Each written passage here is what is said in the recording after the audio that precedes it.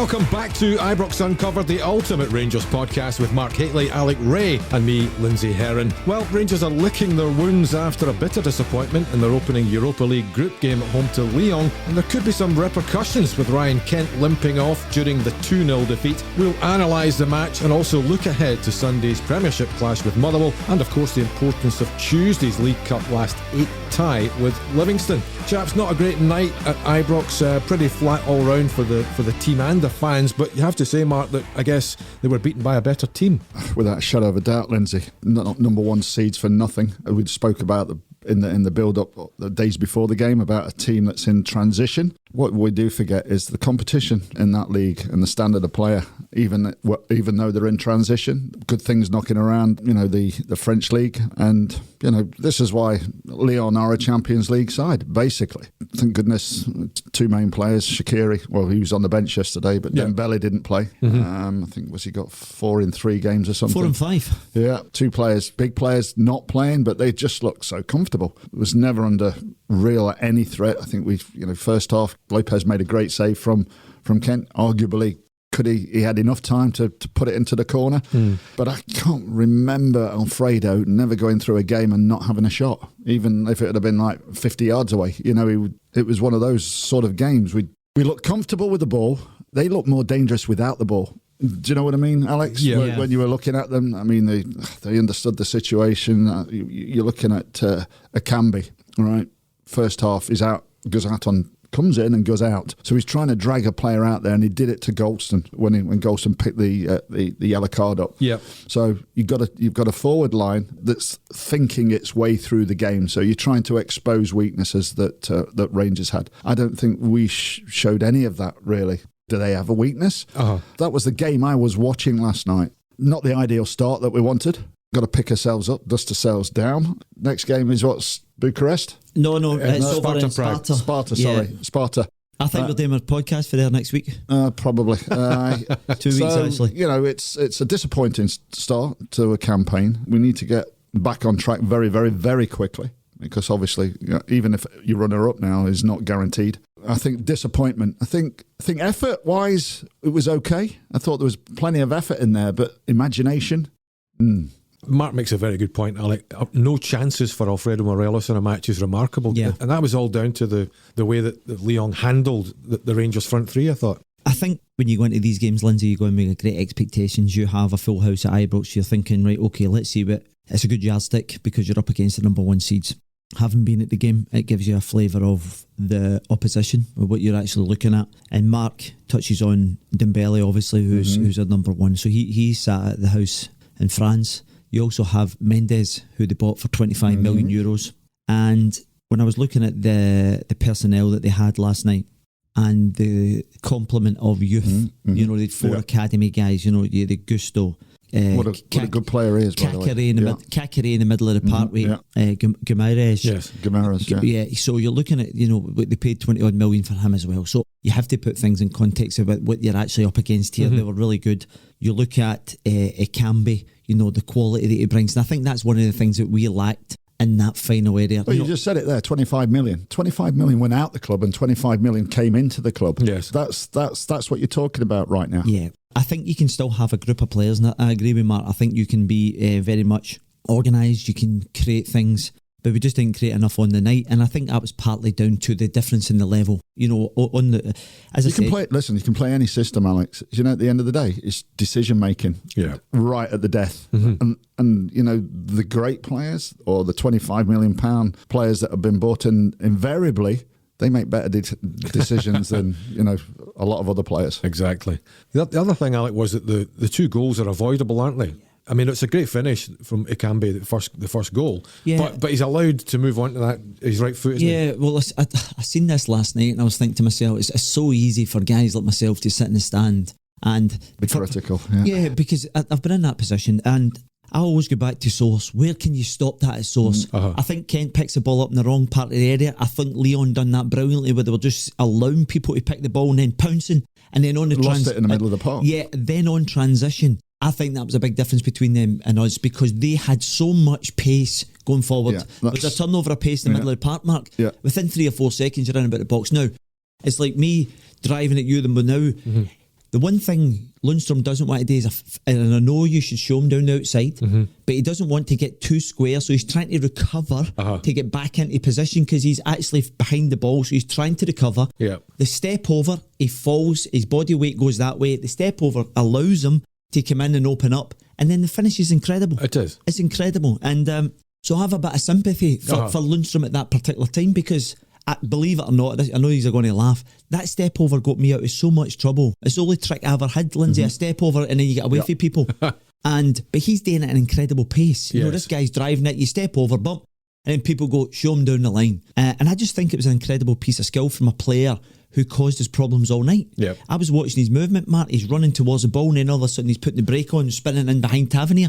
And to be fair, Golston read it several times, which allowed him to cover that. I just thought over the piece when I looked at theirs and the personnel, and as I said, 4 academy graduates getting into that team, plus they've got their 2-star men sat at home. Yeah. So you have to put it in context. I think we had 4 or 5 Bosmans playing last night. You know, you've got 50 grand for Kamara, you've got 300 grand for Aribo, and then these guys are paying £20 million for players, 11 million euros for Akambi. Yeah. So a bit of a wake-up call, really? Yeah, well, listen, Lindsay, I think we have... Or a reality check. Well, we have to be realistic. You know, as Mark said, I thought we were competitive. We had a go. In the grand scale of things, I thought they could have been up a gear or two. Yeah. And I couldn't think like the effort. That's what I'm saying. No, and I agree with that wholeheartedly. I thought they were committed and so forth. If we want to be critical about the actual setup at the start, I think they put Lundstrom in to negate some of their thingies. Personally, and again, I don't know the details behind it, I would like to have seen a Rebo, because when people are pressing you quickly, Lindsay, you've got to have people who handle the ball really well. I think Aribo can take the ball in a phone box. So that allows you to pop balls off him, whereas Lundstrom's a totally different animal. He's a lot more industrious. But then by actually playing Lundstrom, you then have to sacrifice Roof, who's on a terrific run of form at the moment. I know. But again, I don't know what his state of play is. Can he play 3 games in a week, Mark? You know, he's had injury problems. That's the things you need to find. Well, no, but we're only speculating here, but we don't know what's going on behind the scenes. Because from just at the outside looking in, you're thinking to yourself, why are we not playing Roof in the games? The other aspect I was going to bring up, guys, was the lack of awareness of the level you're playing at. When Scott Wright came on, for example, he's making mistakes and he's trying to do things you could maybe get away with in the Premiership Domestic in Scotland. But you'll never get away with that in Europe. He was busy. But, you know, busy and being busy at this level is completely different. It's a learning curve. Yeah, absolutely. So you move on and you learn, hopefully learn. They've learned a lot from this game. Lindsay, do you know what you're talking about there? And you make some interesting points. This is a guy that I wouldn't imagine he's played against players of that calibre that often, because with the greatest respect to Aberdeen, when they got to the odd early qualification rounds, you know, they were getting bumped out, so they would never have got to a Lyon level. And I think it's a learning curve, because you're right, he's turning into trouble and he's stretching for things, and he'll realise that at that level you can't do that. You've got to get the ball quick, you've got to pop it off, or you've got to get it. And I think one of the things about playing players at this, you'll know this, Mark, when you're playing players at this level, they almost do things at a second quicker than the rest. Their touch is instant. You know, the forward pass. 2 passes ahead of you. So it's not just their technical ability and their speed and things that they bring to the table. They're so cute. And I think that you've seen that in times last night as well, when you had Paqueta coming off the... I thought the Brazilian boy was buying free kicks, he's cute and things. And I just think they're just things that comes natural to these players. And listen, I think it was a real good test for Rangers last night. It's obviously not the result they would craved. However, I think the next 4 games are crucial, Lindsay. That's it. That's where the group will be decided, Mark. Won't it? The Sparta Prague game away, and then the Bromby games back to back. Yeah, that's probably where Rangers will find out where they'll be. Yeah, absolutely. And that's why it was important last night to come away with something positive, even if it's, you know, a 0-0 draw. You're building, you know. Yeah, I think that's what you need to take that group. But those 3 games would be what would have been outlined. I think the backroom staff would have, as soon as that drag came out in the games, those 3 games, that's going to be literally make or break if we get fortunate in the first game.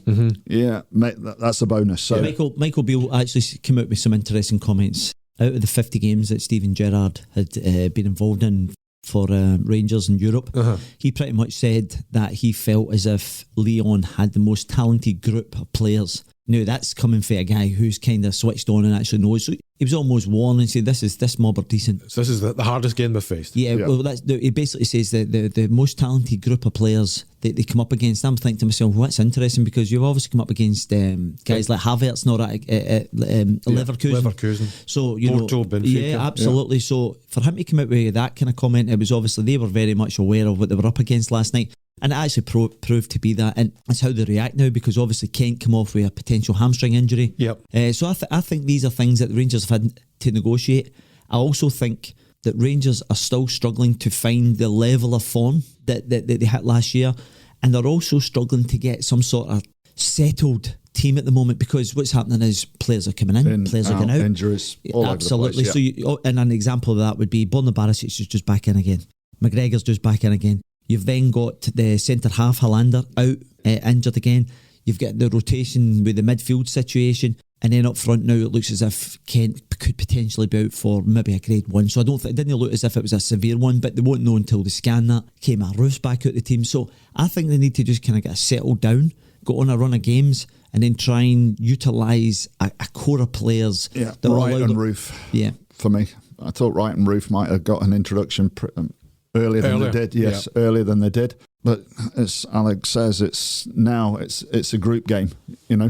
Getting that group back and winning games, because that's where your confidence comes from, scoring goals. The other thing is that all of the acquisitions in the summer, they haven't really hit the ground running yet. I mean, Sakala's flattering to deceive. Lundstrom was obviously off the pace a bit, Alec, in terms of his preparation. So that takes him a bit of time to get up to speed. And we haven't even seen Juninho Bacuna yet, really properly. Yeah, I think the problem with Bacuna is that he hadn't really kicked a ball as such. He hadn't been playing a lot. So you're trying to get these guys up to match speed. Sakala's been a bit hit and miss. He's missed a few games. And I just think they need to try and get these guys up to that level that they're actually going to be starters or chapping on the door. And I just think I actually thought Lundstrom done okay at times last night. I thought when Stephen Davis came out, he sat in there and he was dictating a little bit more.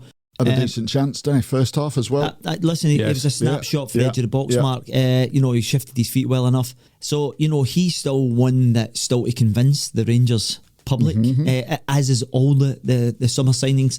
I'll tell you who came out with two players I thought came out with decent kind of performances last night. I thought Golston done okay, and I thought Balogun was immense. Excellent. I mean, you're up against a guy, Slimani, and he really put a shift in, Mark. That could be a lesson to everybody at Rangers, because he's 33 and he was charging about like a 19-year-old. He was really stretching a team. Yeah. I just mean in terms of his application, Mark. The way he went about his business, he was charging all over the pitch. There's a lot of young bucks there could take lessons for him. Even at that age, he's still doing the right things. Yeah, absolutely. A big 4 days coming up, isn't it, Mark? Because you've got to take your medicine from the European game and get back to winning ways against Motherwell Sunday. And then we talked before about the importance of the League Cup match against Livingston, because this is something that's missing from Steven Gerrard's CV. Yeah, I think that picks everybody up, doesn't it? I think you come back off a result at Motherwell, first and foremost. First and foremost, you just continue to do what we've done over the period with Stephen. I think they do everything right. They analyse what they've done the night before. They'll probably sit down and have a talk about it. They'll park it and then they'll move on. And that's what you have to do. I think they'll be the same today. Be in for a little, might even be the day off, but I would imagine recovery today. Recovery today. We chat about it and then focus on the Motherwell game.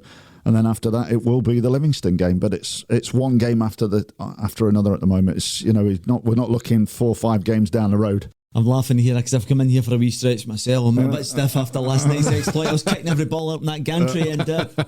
But you're right, Mark. I think the important thing is to refocus.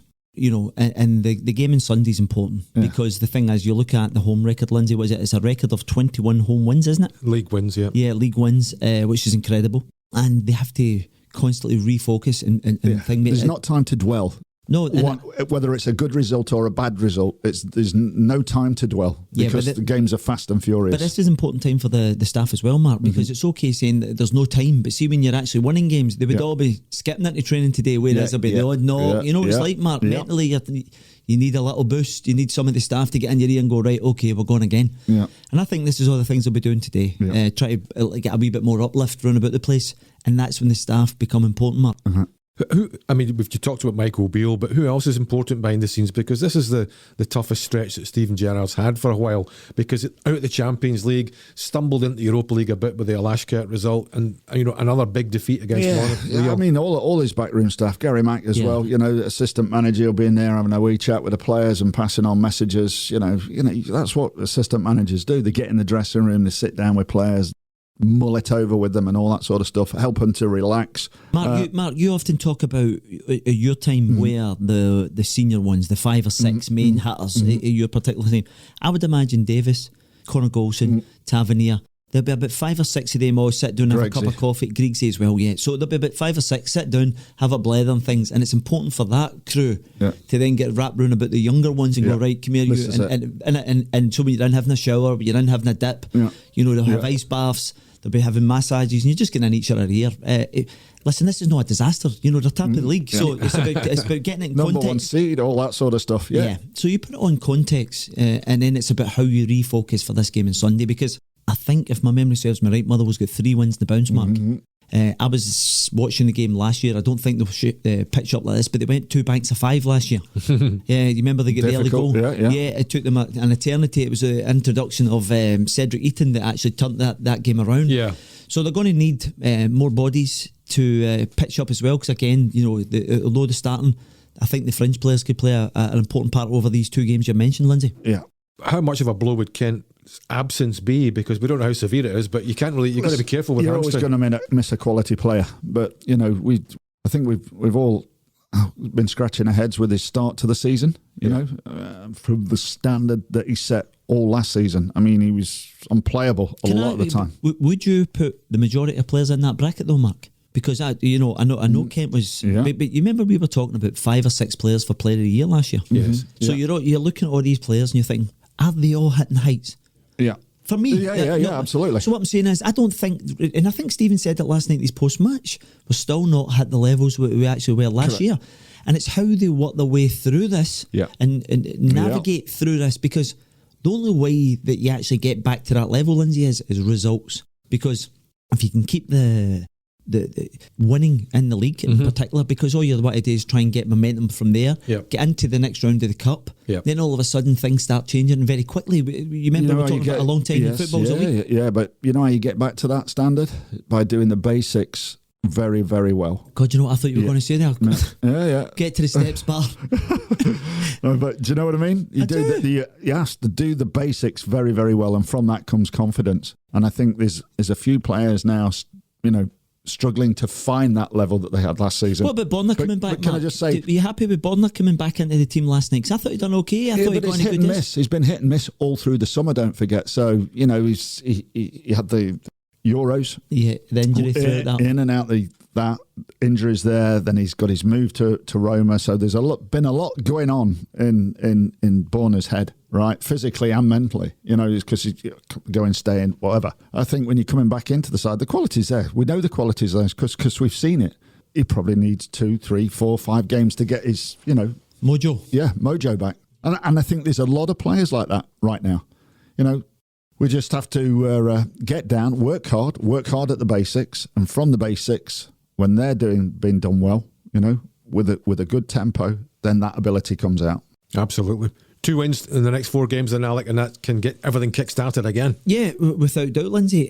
You look at I was trying to think, was it something like 6 out of the next 8 games, before last night's game, was at Ibrox? So you're looking for that little kind of boost. This could be a really important time for Rangers. They, as you rightly said, Motherwell and Livingston, the home form's terrific. So, you're looking for 2 wins within that game. Then you have to negotiate a game up at Dundee, which is never easy. And then obviously you've got the Prague game midweek. And this is the thing that this group and the players will be used to over the course of the last couple of years, dealing with cup games plus European games midweek.